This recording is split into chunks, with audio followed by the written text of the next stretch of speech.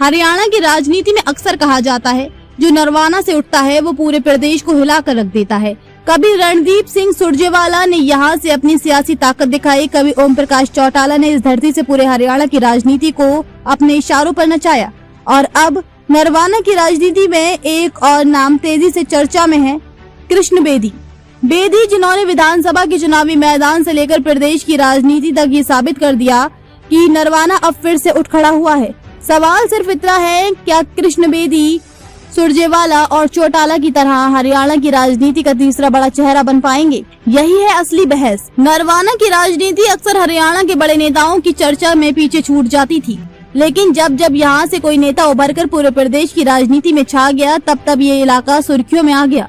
कभी रणदीप सिंह सुरजेवाला की राजनीति ने नरवाना को नई पहचान दी, तो कभी ओम प्रकाश चौटाला जैसे दिग्गज नेता ने इस धरती को प्रदेश की सियासत में केंद्र में ला खड़ा किया। और अब वही चर्चा एक बार फिर लौट आई है, कृष्ण बेदी के नाम से। कृष्ण बेदी ने पहली बार 2024 में नरवाना से चुनाव लड़ा और जीत दर्ज की। ये जीत महज एक विधानसभा क्षेत्र की जीत नहीं थी, बल्कि एक संदेश थी कि नरवाना फिर से हरियाणा की राजनीति का केंद्र बन सकता है।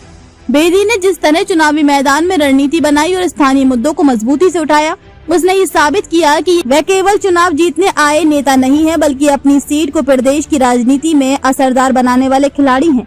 नरवाना की जनता लंबे समय से इस बात की चर्चा करती रही है कि यहाँ से चुने गए नेता राज्य की बड़ी राजनीति में अक्सर सीमित प्रभाव छोड़ते रहे, लेकिन बेदी ने इस धारणा को बदलने की शुरुआत कर दी है।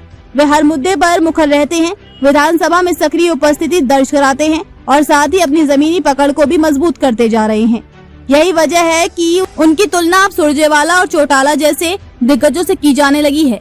राजनीतिक विश्लेषक मानते हैं कि बेदी का उदय हरियाणा की राजनीति में एक नए समीकरण की ओर इशारा करता है। जिस तरह कभी रणदीप सुरजेवाला की लोकप्रियता ने कांग्रेस की राजनीति में नया संतुलन पैदा किया था और चौटाला परिवार ने सत्ता समीकरणों को अपने पक्ष में मोड़ा था, उसी तरह अब बेदी धीरे धीरे भाजपा के भीतर और हरियाणा की राजनीति में एक मजबूत ध्रुव बनते दिख रहे हैं। स्थानीय जनता भी इसे नरवाना की नई पहचान के रूप में देख रही है। लोगों का मानना है कि कई दशकों बाद ये क्षेत्र फिर से पूरे प्रदेश में चर्चा का विषय बना है।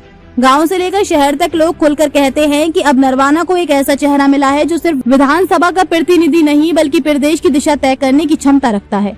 बेदी की राजनीति की सबसे बड़ी ताकत यह है कि वे संतुलन साधने में माहिर हैं। न सिर्फ पार्टी के भीतर अपनी जगह बना रहे हैं, बल्कि विरोधियों के बीच भी उनकी पहचान एक सधे हुए और रणनीतिक नेता की बन रही है।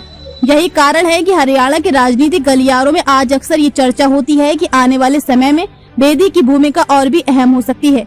ये दौर केवल कृष्ण बेदी का नहीं, बल्कि नरवाना की उस राजनीतिक पहचान का है जो कभी सुरजेवाला और चौटाला के दौर में देखने को मिली थी। हरियाणा की राजनीति में जब भी नए समीकरण बनेंगे, अब नरवाना का नाम नजरअंदाज नहीं किया जा सकेगा। ये साफ है कि कृष्ण बेदी न सिर्फ अपनी सीट मजबूत की है, बल्कि नरवाना को एक बार फिर से राज्य की पावर मैप पर खड़ा कर दिया है।